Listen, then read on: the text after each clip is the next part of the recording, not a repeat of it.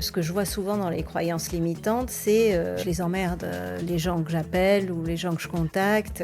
Non, tu ne les emmerdes pas a priori et tu ne les emmerdes pas du tout si ils ont un problème qu'ils n'arrivent pas à solutionner seuls. Ça paraît basique quand on le dit comme ça, mais en fait nous-mêmes, si on se met dans cette situation-là, quand on ne connaît pas une recette pour faire un gâteau et qu'on ne sait pas où la trouver, on est bien content que quelqu'un nous l'apporte. Sinon on se dit que au goûter on n'aura rien à manger. En fait, à un moment donné, on est bien content de trouver quelque part la réponse à notre problème. Souvent, on se met pas dans les chaussures en fait de la personne qui a les problèmes, pour se dire non mais en fait je l'aide. Des croyances, il y en a plein, je te donne cet exemple-là, mais on en a plein. Et puis une fois qu'on a dépassé ces croyances, il y a aussi de savoir faire, de s'y prendre au mieux. En effet, penser qu'on solutionne des problèmes et être convaincu de ça, mais ne pas écouter ton interlocuteur, le prendre de front, lui imposer un discours unique,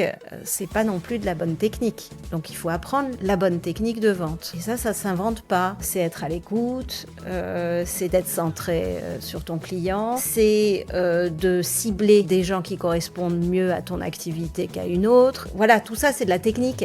Ça s'apprend aussi.